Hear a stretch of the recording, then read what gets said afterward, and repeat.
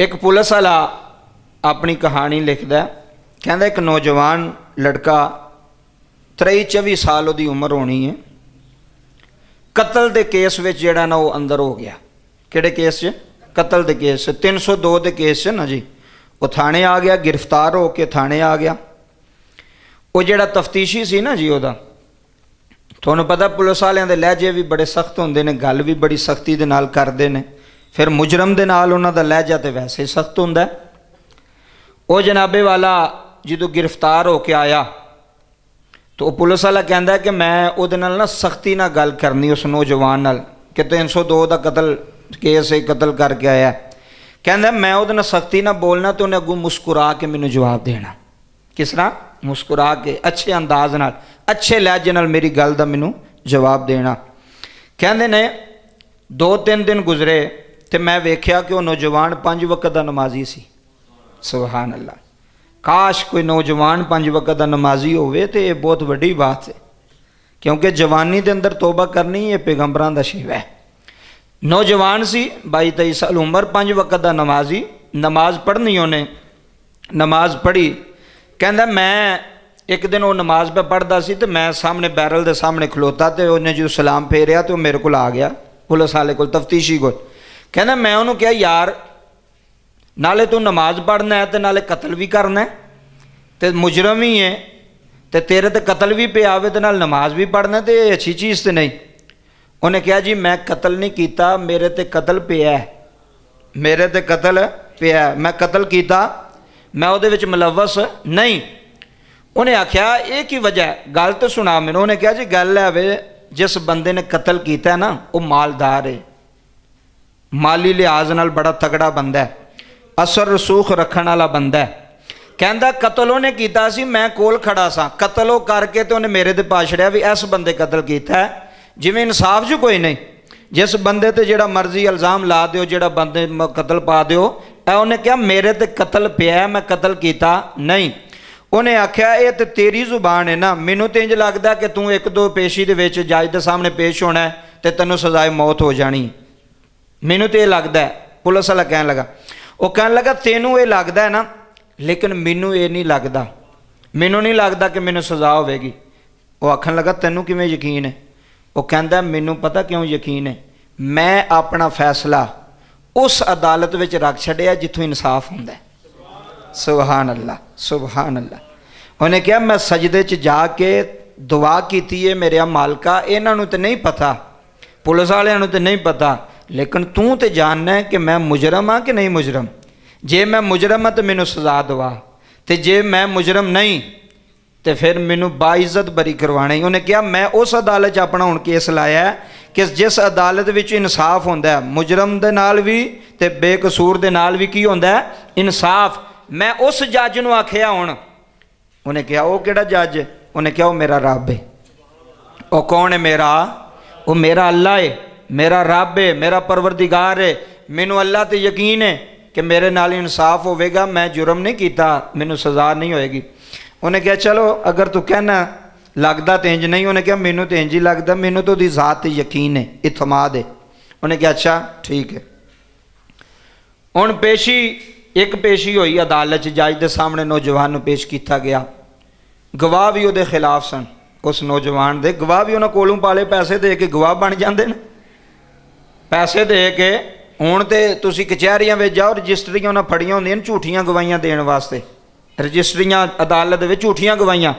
हुण तो कुरान भी लोग झूठा चुक जाते हैं पैसों पिछे। वो खाते पींदे बंदे सन, गवाहियां भी उहदे खिलाफ हो गई।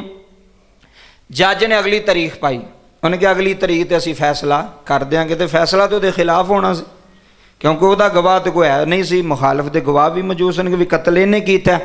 अच्छा जी, कहते हैं जो अगली तारीख पैनी सी ना तो वो ही पुलिस वाला उहदे कोल आया। उन्हें कहा लै हाँ तू तो कहना मैनू अल्लाह ते यकीन है कि अल्लाह मेरा इंसाफ करेगा, हुण अगली पेशी ते तेनों सजाए मौत हो जानी, हुण तेरा की बनना? उन्हें कहा फिर भी मैनू अल्लाह ते यकीन है। मैं ना किड्डी वड्डी भी मुश्किल आ जाए, किड्डी वड्डी भी मुसीबत आ जाए, अल्लाह ते यकीन होना चाहिए इंसान का, अल्लाह ते तवक्कुल, अल्लाह ते तमाद होना चाहिए कि मैं सच्चा, मैनू कोई मेरा कुछ नहीं बिगाड़ सकता। जिहड़ा बंदा सच्चा उसका नुकसान नहीं हो सकता। अल्लाह की अदालत च फैसला है, अल्लाह फैसला करन लगा। तवज्जो करियो जी। ਜਿੱਦਣ ਪੇਸ਼ੀ ਸੀ 2 ਦਿਨ ਪਹਿਲਾਂ ਉਹ ਜਿਹੜੇ ਬੰਦੇ ਨੇ ਉਹਦੇ ਤੇ ਕਤਲ ਪਾਇਆ ਸੀ ਨਾ ਹੱਕ ਜ਼ੁਲਮ ਕਰਦਾ ਪਿਆ ਸੀ ਜ਼ਿਆਦਤੀ ਉਸ ਨੌਜਵਾਨ ਦੇ ਨਾਲ, ਉਹਦਾ ਐਕਸੀਡੈਂਟ ਹੋ ਗਿਆ। ਹੁਣ ਵੇਖੋ ਅੱਲਾ ਦੀ ਅਦਾਲਤ ਦਾ ਫੈਸਲਾ ਹੋਣ ਲੱਗਾ ਜੇ, ਮੇਰੇ ਰੱਬ ਦੀ ਅਦਾਲਤ। ਉਹਦਾ ਐਕਸੀਡੈਂਟ ਹੋ ਗਿਆ, ਉਹਦੀ ਬੀਵੀ ਬੱਚਾ ਸੀ ਨਾਲ, ਬੀਵੀ ਵੀ ਫੌਤ ਹੋ ਗਈ, ਬੱਚਾ ਵੀ, ਤੇ ਇਹ ਸ਼ਦੀਦ ਜ਼ਖਮੀ ਹੋ ਗਿਆ। ਇਹਨੂੰ ਹਸਪਤਾਲ ਲਿਆਉਂਦਾ ਗਿਆ। ਹਸਪਤਾਲ ਮਰਮ ਪੱਟੀ ਕਰਨੇ ਤੋਂ ਬਾਅਦ ਨਾ ਜੀ ਇਹਨੂੰ ਥੋੜੀ ਜਿਹੀ ਹੋਸ਼ ਆਈ। ਉਹਨੇ ਪੁੱਛਿਆ ਮੇਰਾ ਬੱਚਾ ਤੇ ਬੀਵੀ, ਉਹਨੇ ਕਿਹਾ ਉਹ ਤੇ ਮਰ ਗਏ ਨਾ, ਉਹ ਤੇ ਦੁਨੀਆ ਤੋਂ ਟੁਰ ਗਏ ਨੇ ਐਕਸੀਡੈਂਟ ਵਿੱਚ। ਇਹਨੂੰ ਫੌਰਨ ਉਹ ਗੱਲ ਜ਼ਹਨ ਵਿੱਚ ਆਈ ਕਿ ਮੈਂ ਉਸ ਬੱਚੇ ਤੇ ਜ਼ੁਲਮ ਪਿਆ ਕਰਨਾ। ਕੀ ਪਿਆ ਕਰਨਾ? ਜ਼ੁਲਮ ਅੱਲਾ ਬਰਦਾਸ਼ਤ ਨਹੀਂ ਕਰਦਾ। ਜ਼ਿਆਦਤੀ ਅੱਲਾ ਕਿਸੇ ਨਾਲ ਬਰਦਾਸ਼ਤ ਨਹੀਂ ਕਰਦਾ। ਜਿਹੜਾ ਕਿਸੇ ਤੇ ਜ਼ੁਲਮ ਕਰਦਾ, ਜ਼ਿਆਦਤੀ ਕਰਦਾ, ਉਹਦਾ ਅੰਜਾਮ ਦੁਨੀਆ ਤੇ ਅੱਲਾ ਉਹਨੂੰ ਵਿਖਾਉਂਦਾ ਹੈ, ਔਰ ਦੁਨੀਆ ਤੇ ਉਸ ਨੂੰ ਸਜ਼ਾ ਮਿਲਦੀ ਹੈ, ਫਿਰ ਦੁਨੀਆ ਤੋਂ ਜਾਂਦਾ। ਉਹਨੇ ਫੌਰਨ ਨਾ, ਉਹਨੇ ਕਿਹਾ ਥਾਣੇ ਵਾਲਿਆਂ ਨੂੰ ਬੁਲਾਓ, ਥਾਣੇ ਵਾਲਿਆਂ ਨੂੰ ਬੁਲਾਇਆ, ਤਫਤੀਸ਼ੀ ਨੂੰ ਬੁਲਾਇਆ, SHO ਨੂੰ ਬੁਲਾਇਆ। ਉਹਨੇ ਕਿਹਾ ਯਾਰ ਉਹ ਜਿਹੜਾ ਮੁੰਡਾ ਤੁਸੀਂ ਫੜਿਆ ਨਾ ਉਹ ਬੇਕਸੂਰ ਹੈ, ਅਸਲ ਕਾਤਲ ਮੈਂ ਵਾਂ, ਕਿਉਂਕਿ ਸਾਡਾ ਅਸਰ ਰਸੂਖ ਸੀ, ਸਾਡੇ ਕੋਲ ਪੈਸਾ ਸੀ, ਤੇ ਮੈਂ ਆਪਣੀ ਜਾਨ ਛੁਡਾਉਣ ਵਾਸਤੇ ਉਸ ਵਿਚਾਰੇ ਤੇ ਬੇਕਸੂਰ ਤੇ ਕਤਲ ਪਾ ਛੜਿਆ। ਅਸਲ ਕਸੂਰਵਾਰ ਮੈਂ ਵਾਂ, ਉਹਨੂੰ ਬਰੀ ਕਰੋ। ਉਹ ਜਦੋਂ ਜਦੋਂ ਤਾਰੀਖ ਪਈ ਜੱਜ ਦੇ ਸਾਹਮਣੇ, ਉਹਨਾਂ ਕਿਹਾ ਜੀ ਇਹ ਤੇ ਬੇਕਸੂਰ ਹੈ, ਅਸਲ ਮੁਜਰਮ ਹਸਪਤਾਲ ਵਿੱਚ। ਉਹ ਜਦੋਂ ਛੁੱਟਿਆ ਤੇ ਉਹੀ ਪੁਲਿਸ ਵਾਲਾ ਸਾਹਮਣੇ, ਉਹਨੇ ਕਿਹਾ ਸੁਣਾ ਅੱਲਾ ਇਨਸਾਫ ਕਰਦਾ ਕਿ ਨਹੀਂ ਕਰਦਾ? ਸੁਭਾਨ ਅੱਲਾ। ਜਿਹਨੂੰ ਸਮਝ ਆਈ ਅੱਲਾ ਇਨਸਾਫ ਕਰਦਾ ਕਿ ਨਹੀਂ ਕਰਦਾ ਹੈ। ਜਦੋਂ ਅੱਲਾ ਦੀ ਅਦਾਲਤ ਵਿੱਚ ਤੁਸੀਂ ਫੈਸਲਾ ਰੱਖ ਦੇਣਾ ਹੈ ਨਾ, ਕਿਉਂ ਮੇਰੇ ਨਬੀ ਨੇ ਫਰਮਾਇਆ ਮਜ਼ਲੂਮ ਦੀ ਆਹ ਕੋਲ ਡਰੋ, ਮਜ਼ਲੂਮ ਦੀ ਆਹ ਕੋਲ ਡਰੋ, ਕਿਉਂਕਿ ਉਹਨੇ ਆਪਣਾ ਫੈਸਲਾ ਅੱਲਾ ਦੀ ਅਦਾਲਤ 'ਚ ਰੱਖ ਦੇਣਾ, ਫਿਰ ਤੇਰਾ ਕੱਖ ਕੰਡਾ ਨਹੀਂ ਰਹਿਣਾ। ਜੇ ਉਹਨੇ ਕਿਹਾ ਮਾਲਕਾ ਤੂੰ ਫੈਸਲਾ ਕਰ ਮੇਰਾ ਤੇ ਉਸ ਬੰਦੇ ਦਾ, ਤੇ ਜਦੋਂ ਮਾਲਕ ਨੇ ਫੈਸਲਾ ਕੀਤਾ ਤੇ ਫਿਰ ਰਹਿਣਾ ਕੱਖ ਕੰਡਾ, ਪੱਲੇ ਕੁਝ ਨਹੀਂ ਰਹਿਣਾ।